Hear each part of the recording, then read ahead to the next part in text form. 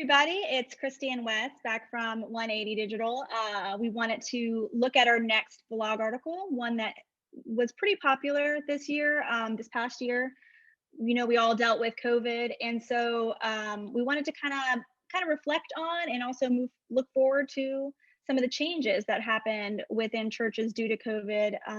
There's a lot of lessons that can be learned. We're going to just kind of walk through a few of those lessons that we think a lot of churches learned, and how some of those lessons can be carried into the future. So I'm going to start us off. We put this blog article out last May, so over a year ago, and like I mentioned, it's been pretty popular all year long. I believe it's one of our most popular blog posts, and I think there's a lot to be learned here. I think there are 10 things that we mentioned, but what do you think? What's the one that stands out to you most, Wes?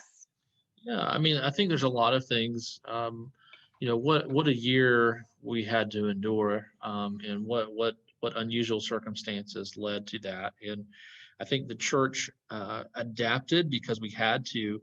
And one of the ways that I'll say I just kind of loved seeing people adapt to was the idea of just how to connect. And that changed so dramatically because we're so used to being in the room together. And now all of a sudden we can't be in the room together. So how do we connect? And I just was so impressed with the churches that were able to just jump on board, start small groups online quickly. They jumped in or were already live streaming their services. And even I know a few, churches that were just having game nights, on just through their small group or other ways, just for allow people to have that interpersonal connection. And I think it really showed us, kind of as we pointed out in the article, that connection can happen in so many different ways. We're so used to doing it one way, but it can happen in other ways. And it's good for us to explore other ways that we can connect with other people. And I'm not sure how familiar you are with this, but just kind of in the gaming world, there's this thing called Twitch, which is an online gaming platform where people stream. And it really has been amazing. That's existed for years now. People have been connecting online using, things like that around gaming. But as a church, we haven't utilized tools like that to be able to connect kind of online versus in person. So I was really excited to see how that changed over the year, and churches started to begin to do that more and more and more, and now it's a regular part of what they're doing. So yeah, I think that it's interesting because I think a lot of people were kind of split on this. A lot of people were like, yes, we can go watch church online and it's going to be okay. And that really was so great and so necessary for churches to be able to survive this past year. And I think that, moving to online, if you weren't already online, really was a struggle. And so to see, I know that you helped a lot of churches, because that's who you are, because you like to help churches. And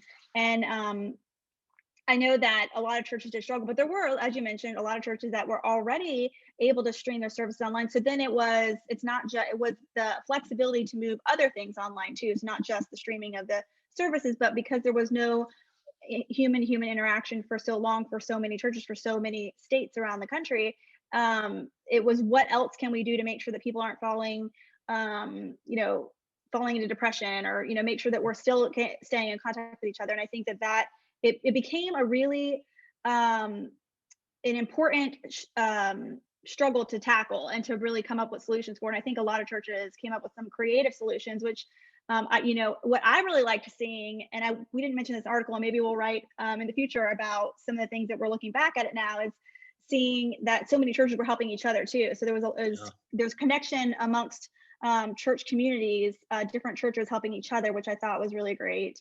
But I would say the flexibility, I did mention the flexibility that you would need in order to get through this.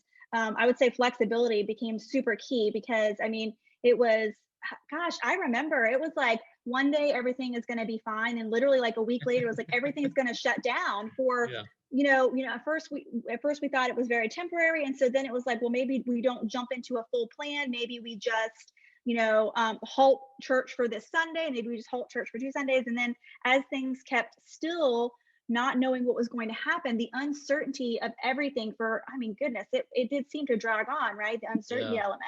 And I'd say even today, there's a little bit of uncertainty in some communities and amongst some people on whether or not they feel comfortable. And so the uncertainty of it really forced a level of flexibility that I don't think any church has ever seen. I don't think any organization has ever had to go through. So I think that looking at flexibility as something that is part of your plan, like what all can we do within our church that can remain as flexible as possible, and how can we get it to be as flexible as possible. I think that has become, and I think I mentioned, it's like a new metric for a church, Mhm. really, is like, how flexible can we remain, how flexible can we always be, because we never know. Now we know we won't know. We understand that we are in a reality where something like this could potentially happen again. And so Mhm. we need to have that contingency plan and be able to adapt. And I've heard people talk, where we talk about flexibility or agility or adaptability. Mhm. It's something that is now being discussed regularly in Yeah. churches, because we don't necessarily know what could happen. And I think that's good for us. That's good for us to have a plan that if something like that were to happen again, that we can still continue to meet. And I think the value of us, we all learned the value of meeting in person. We talked about meeting online, but it made us Mhm. really appreciate the human, the physical connection that happens there.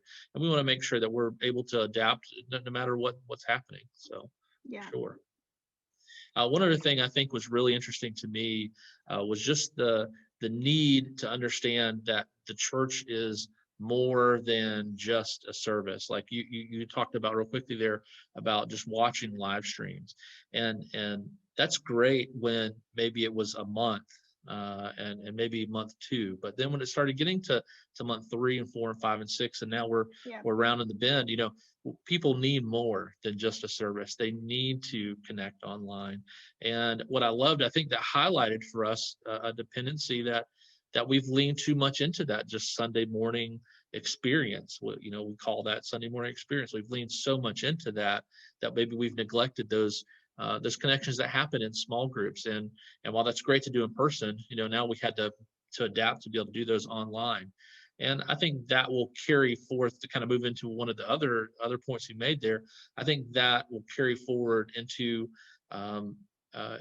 into other ministries. So online is a viable option now for any meeting that you have. Everybody's learned how to use the tools that we had to use last year.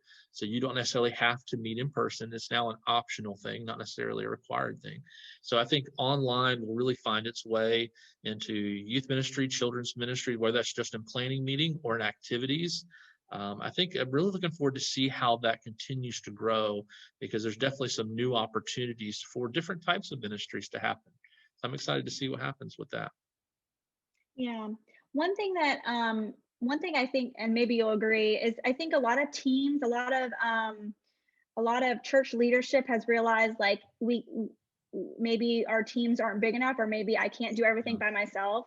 And so that's another topic I think that we'll be tackling pretty soon, as well, in an upcoming blog post. But we did kind of mention in this one, and I think it's an important thing to mention, that nobody can nobody can do it all. And Yeah. I think that pastors had to lean in, as they should, to their teams, and maybe even realizing where there are people within the church that could step up to help too. And Yeah. I think that that's an important lesson, that's not, and I think you mentioned it too, like, it's not just the element of how are we taking care of the sermon today, but we got to kind of adjust our thinking about what does the church look like a little bit, for some churches, not all churches.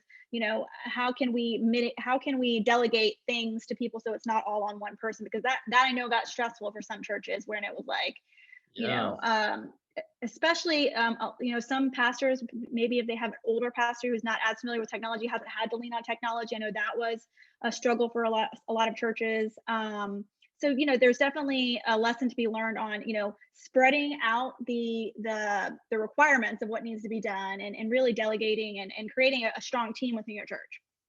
Yeah, I mean, I talked with many pastors. Some of them were really starting at ground zero. They didn't even have a Facebook page. They were trying Mhm. to figure out how to do Facebook Live, with an iPad. I mean, it was really, you had churches that were in that group, and you had ones maybe who already had developed some of those ministries and volunteers. And I definitely think the situation highlighted the necessity that you've got to surround your people or surround yourself with people who can help you, because the reality is being a pastor is hard. It's stressful. There's so many things you have to take care of. It's so much more difficult now than it was even 20, 30 years ago. There's so many more aspects to how people interact with your church now that they didn't then. It's more than what one person can handle. It absolutely is more than what one person can handle. So put COVID on top of all that, and it becomes way more than what one person can handle. So having those ministry teams in place where you can lean into someone to come in and record a service, or have your worship leader record worship songs, and then put that together to do an online service. You got to have those. So if you don't have those, if you're not a church that has those established already, it's definitely time to start working on that. Yeah.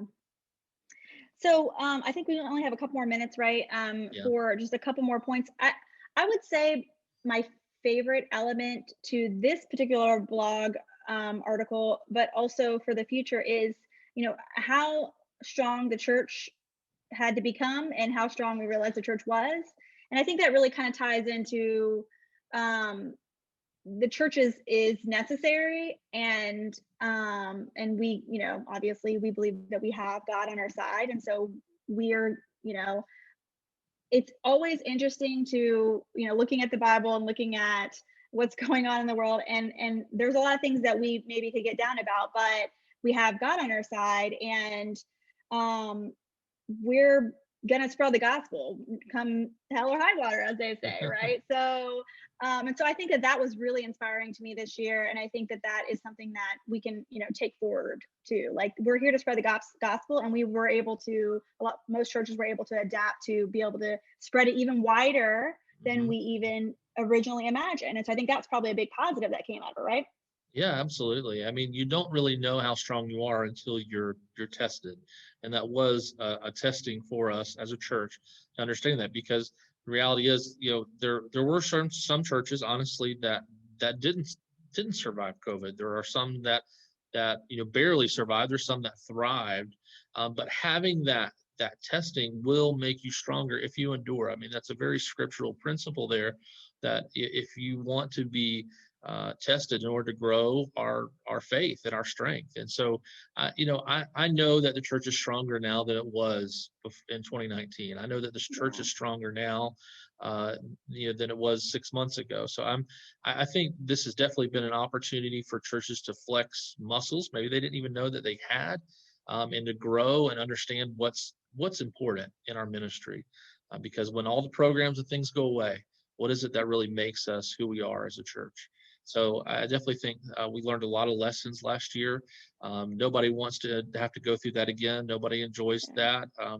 People lost loved ones. It was definitely a trying time. But looking forward to the future, I feel like God has great things in store, and will use 2020 in ways only He can, to really grow His church. So it was definitely an interesting time. So it was good to write this article and kind of reflect on those things. Yeah. Well, our clients and viewers and listeners can check out the article. We have them all on the 180.digital website. If you go to the blog, it's at the top. You can also find it at the bottom. You can subscribe. There's a place to subscribe right there in the footer of the website. So you can actually get upcoming articles sent directly to you. So that's a nice feature. And catch up on the blog, read the whole thing for yourself if you have time. We kind of skimmed through some of the highlights, but there's plenty more in there that you can kind of take a glimpse of, and look forward to some new content we'll be putting out. Yeah. All right. Everybody have a great day. Thanks.